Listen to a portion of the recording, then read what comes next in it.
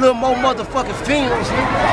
Okay, so a lot of people, you know, when I'm out here in the streets and I'm doing my filming thing, like, a lot of the question I've been getting is, okay, so y'all doing all this marching and y'all doing all this protesting and doing all this, but what is the end game? What is we gonna get from this? Like, what's the list of demands? Do we gotta, you know, what's going on with that? So have y'all came up with a strategy on making all this protest and marching and all this stuff, making it effective? Absolutely. So one of the biggest demands that we have is divest, invest. What does that mean? So that means when you identify, like, we're giving $71 million to our police department, but we see that at the bottom of the city budget is money to go to transportation, which helps people in our community get back and forth to work.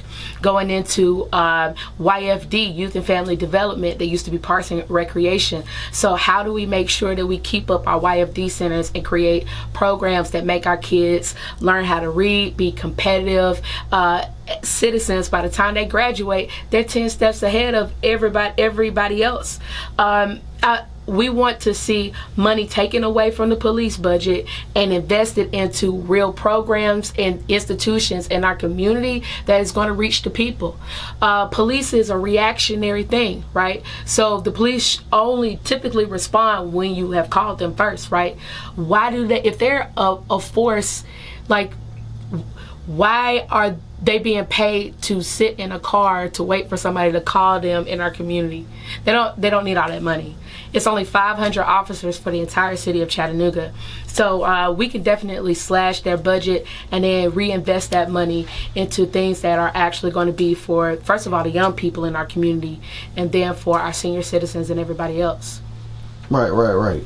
Okay, because yeah, I would say that, because it seems like more people coming from out of town getting the local opportunities than it is the people that's actually born and raised, like, in the city. I see a lot of people here leaving for more opportunities, but people are moving here, like, from Silicon Valley and from all over because of the opportunity, but the local people are leaving because they feel like there's no opportunity. Well, we're investing a lot into our downtown area. I mean, so last year, we brought in $1 billion of revenue from tourism in our area. That's a lot of money.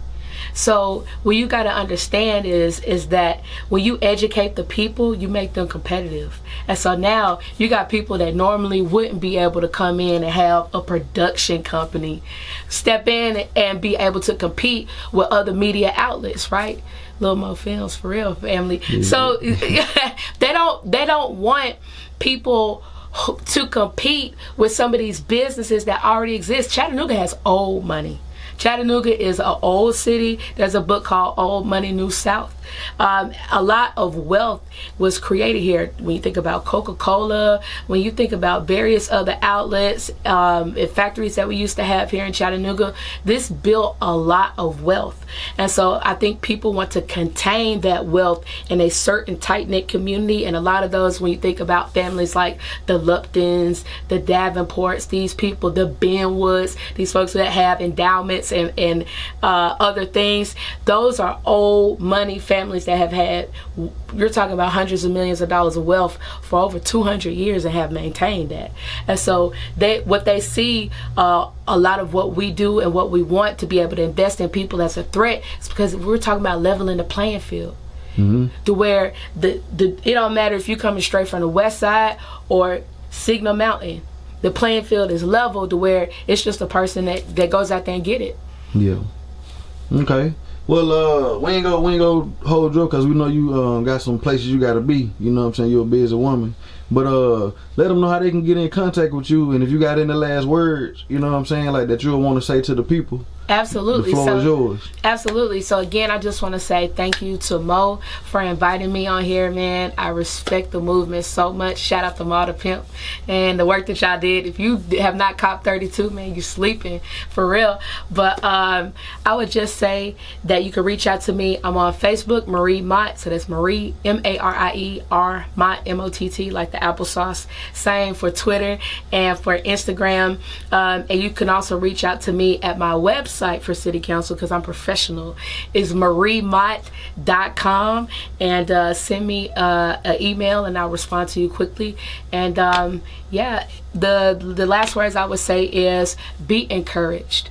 Despite what's going on, I feel like change is happening before our very eyes, and I believe that this generation is going to seize this moment to make an impact like never before. I love you, family, and as always, if no one's taking any time to let you know that you are a loved human being, I love you, and there's nothing you can do about it. That's what's up, fam. Love back. That's right. Little more films, man. We up out, man. Marie Mott. Little more motherfucking films.